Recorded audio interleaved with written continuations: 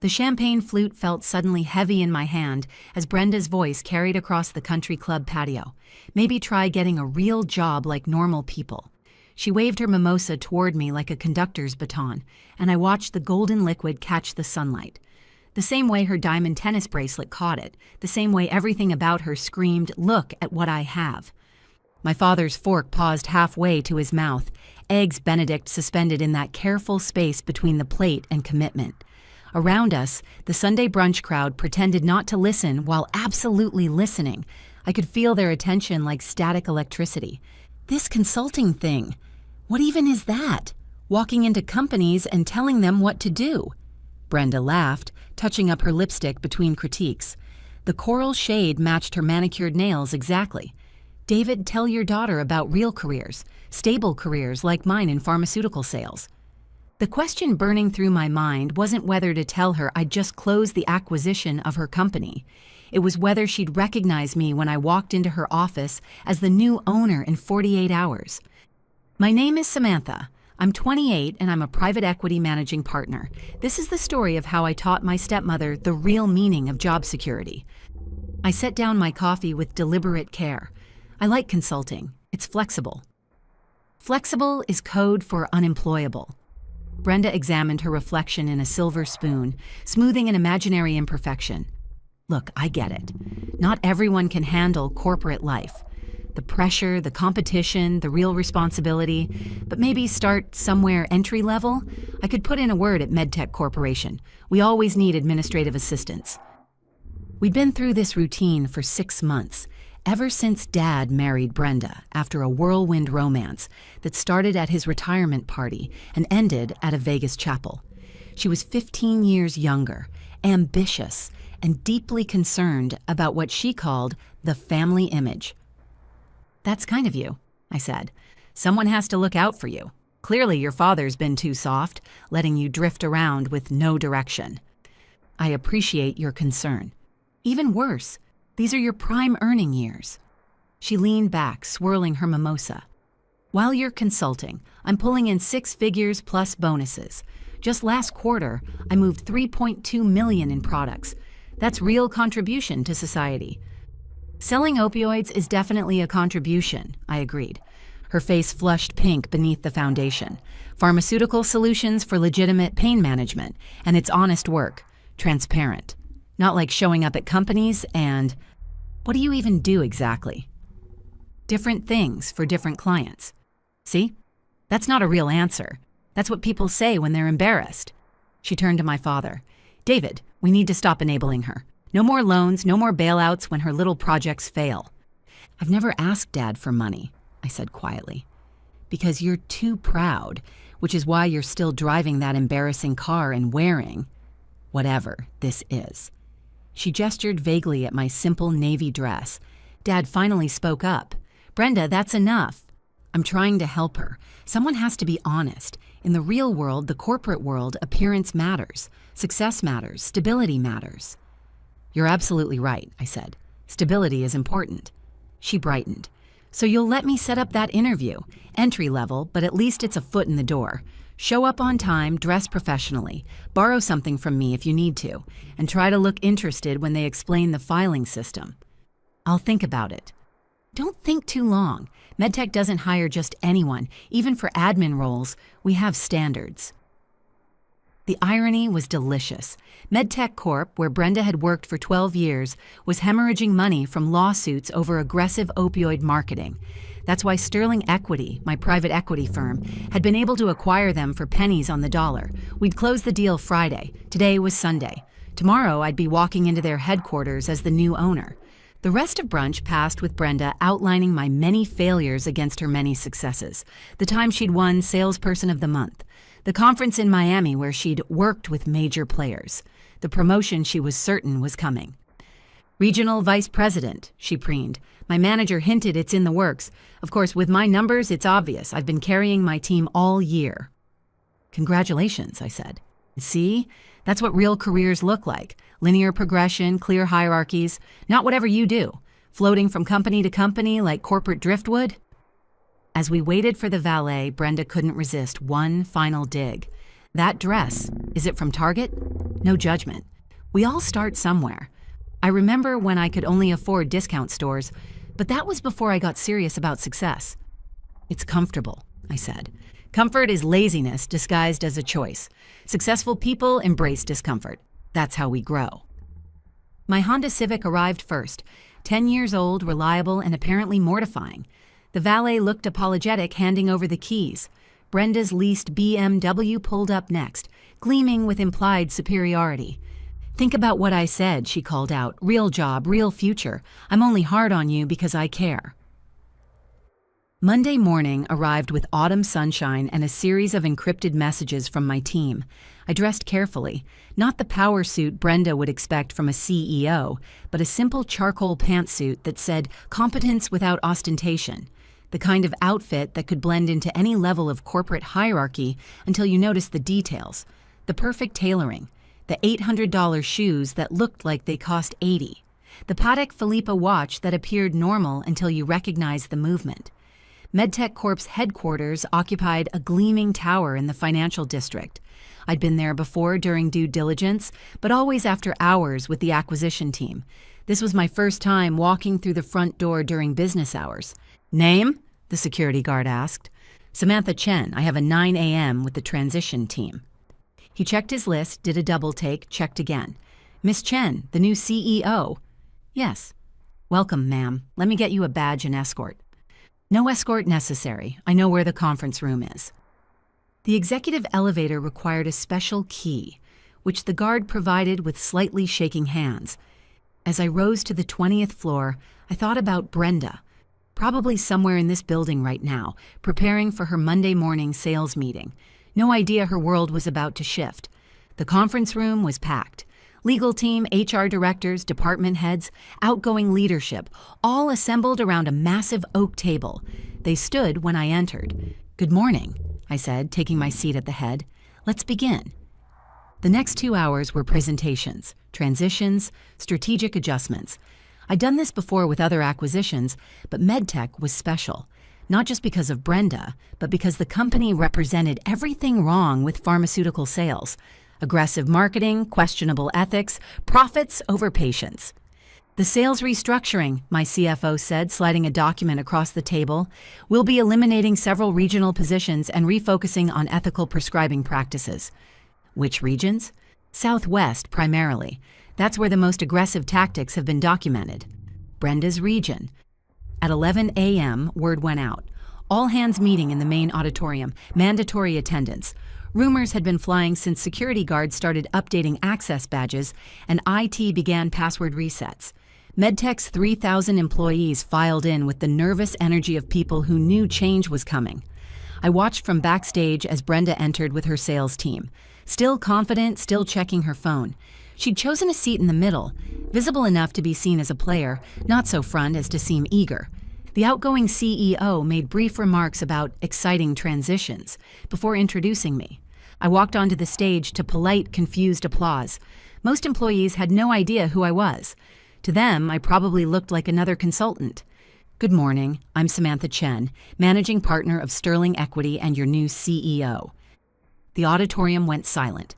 I could see Brenda from the stage, her face cycling through confusion to recognition to dawning horror. I know change is unsettling, but I want to be transparent about our direction. I outlined the vision, ethical practices, sustainable growth, accountability for past mistakes. Effective immediately, we're restructuring our sales division. The days of pushing volume over patient welfare are over. Some positions will be eliminated, others will be retrained. Anyone who can't adapt to ethical selling has no place in our future. The auditorium buzzed. Brenda's face had gone pale. I'll be meeting with each department this week, I continued. My door is open. I believe in leading by walking around, not hiding in an executive suite. You might see me in the cafeteria, the sales floor, even the parking garage. Because real leadership means understanding every level of the organization. Questions? A hand shot up. I answered honestly about layoffs, about direction, about my background in private equity, with a focus on distressed assets. Then Brenda stood. Even from the stage, I could see her hands shaking. Do you have pharmaceutical experience? I have experience identifying what's broken and fixing it. In MedTech's case, what's broken is a culture that prioritizes sales over ethics. The lawsuits speak for themselves. But sales drive revenue. Lawsuits drive bankruptcy. We're facing $2.3 billion in potential litigation from aggressive opioid marketing. That stops now. She sat down hard. Around her, colleagues were already distancing themselves, the corporate survival instinct kicking in. After the meeting, department heads scattered to break the news to their teams. I made my way to the sales floor where Brenda's manager was already in crisis mode. "Miss Chen," he practically ran to intercept me. "About the sales restructuring, my team has always operated within guidelines." "Has it?" I pulled up a tablet. "Records show your region has the highest rate of prescriber kickbacks, dinners, trips, consulting fees that are barely disguised bribes." "That's industry standard." Was past tense. Behind him, I could see Brenda at her desk, frantically pulling files, probably trying to hide evidence of the very practices I'd already documented. "I need all regional managers in conference room C in an hour. We'll discuss who stays and who goes." The meeting was brutal. I laid out the evidence. Falsified call reports, kickbacks disguised as speaker fees, pressure tactics on doctors who tried to reduce prescribing. 3 managers were terminated on the spot. 2 others accepted demotions with retraining requirements. Brenda tried to defend herself. These were approved strategies. Corporate knew. Previous corporate. I'm current corporate, and I don't approve. You can't just come in and destroy everything we've built. What you've built is facing federal investigation. Did you think the lawsuits would just disappear? That families affected by overprescribed medications wouldn't seek accountability? I was following orders. And now you're following new ones. Effective immediately, you're on administrative leave pending investigation into your sales practices. Investigation for what? I pulled up her file on the conference room screen. Falsifying call reports, providing kickbacks exceeding federal limits, pressuring physicians to prescribe beyond medical necessity. Should I continue? Her face had gone white. I need this job. My car lease, my condo. The BMW you leased to impress clients, the condo you bought with bonuses from pushing pills. Maybe you should have thought about sustainability before lecturing me about real jobs. You don't understand. I understand perfectly. You built a life on other people's misery. Now it's crumbling. That's not my fault or my problem. The conference room had gone silent. Other managers stared at their hands, their laptops, anywhere but at Brenda's unraveling composure. "This is personal," she said finally, voice shaking. "You're doing this because of brunch." "I'm doing this because your sales practices are unethical and illegal. The fact that you spent Sunday morning mocking my career while sitting on a pile of documented violations, that's just irony." Security escorted her out 20 minutes later, cardboard box in hand. The great pharmaceutical sales success story reduced to a security escort and a damaged reputation. I returned to my office and was preparing to leave for the day when Dad called that evening. "Samantha, what happened?" Brenda came home in tears. Something about her company being taken over. "Sterling Equity acquired MedTech. I'm restructuring to avoid bankruptcy from the lawsuits." Silence. Then, "Sterling Equity, that's your company?" "One of them." "But you said you were a consultant." "I am. I consult with the companies I buy to make them profitable and ethical. It's very fulfilling work." "Brenda's been put on leave. She says you targeted her." "I targeted unethical sales practices. She happened to be one of the worst offenders." "You could have warned us at brunch when she was offering to help. When she was explaining how I needed a real job, when she offered to get me an entry-level interview at the company I'd just bought. That brunch? This is cruel, Samantha." "No, Dad. Cruel is pushing addictive drugs to make quota. Cruel is mocking your stepdaughter for career choices you don't understand. This is consequence." She could lose everything. Then she'll understand what families dealing with prescription drug crises have lost. Perspective can be educational. He hung up. I wasn't surprised. Dad always chose the path of least resistance, and right now that meant supporting his wife's victim narrative. Over the next 8 months, MedTech transformed. We settled the major lawsuits, retrained the sales force, and pivoted to non-addictive pain management solutions. The federal investigation concluded with hefty fines, but no criminal charges against the company, thanks to our immediate cooperation and policy changes. Revenue dropped initially, but stabilized as hospitals began trusting our ethical approach. Brenda's investigation revealed what I'd suspected: falsified reports, illegal kickbacks, pressure tactics that bordered on criminal. She avoided prosecution by agreeing to a lifetime ban from pharmaceutical sales and forfeiting her bonuses.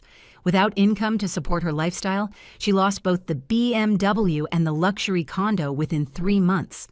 Last I heard, she was working as a receptionist at a medical clinic, entry level as she'd recommended for me. 6 months after that confrontation, Dad reached out asking if we could meet. Dad and I didn't speak for all that time until we finally had coffee. He looked older, tired. "She left me," he said simply. "Said I should have warned her about you." "Warned her about what? That I'm successful? That you're formidable. She thought you were a failure." I let her think it because it was easier than explaining. "Explaining what?" "That your daughter built a private equity empire by 28, that the consulting she mocked was actually corporate turnarounds worth billions, that the old Honda was a choice, not a necessity." "Would she have been nicer if she'd known?" He laughed bitterly. "Probably, but that's the point, isn't it? She showed you exactly who she was when she thought you were nobody. And you let her." "I did. I'm sorry." "Are you? Or are you just sorry she's gone?" "Both," he admitted. "But mostly sorry I didn't defend you. Your mother would be ashamed of me." He paused, staring into his coffee. "Brenda and I finalized the divorce 2 months ago. She blamed me for not protecting her from you, as if I could have changed what she'd built her career on. The marriage was over the moment she walked out with that cardboard box. She also said you avoided conflict. She also said you inherited her backbone. Guess she was right." We rebuilt slowly, Dad and I. Without Brenda's toxic influence, he remembered how to be proud of his daughter's accomplishments instead of apologizing for them. He even started bragging about my work to his golf buddies. "My daughter? Oh, she's in private equity, buys broken companies and fixes them. Very boring stuff unless you like making millions while improving lives." As for me, I kept the Honda. It runs perfectly, gets great gas mileage, and reminds me that real success doesn't need to announce itself. It just walks into conference rooms and changes everything. Here's what I learned from Brenda. People reveal their true character when they think you're powerless. She saw what she thought was a struggling consultant and showed me exactly who she was. Someone who measured worth by car leases and job titles, who confused aggression with ambition, who built success on other people's suffering. The best revenge isn't proving them wrong. It's letting them prove themselves wrong while you watch from a position they never saw coming. Sometimes wearing a simple navy dress, sometimes carrying a cardboard box. If this story resonated with you, hit that like button. You never know who else needs to hear it. Drop a comment if you've ever been underestimated by someone who should have known better. And subscribe because I've got more stories about what happens when people mistake quiet confidence for weakness. Before you go, here's a quick bonus for sticking around. If you love learning and growing like I do, you need to try audiobooks. I've got an exclusive deal with Audible. Your first month is completely free. That's access to over 500,000 titles, 0 cost to you. All the details are waiting in the description. Don't miss this one.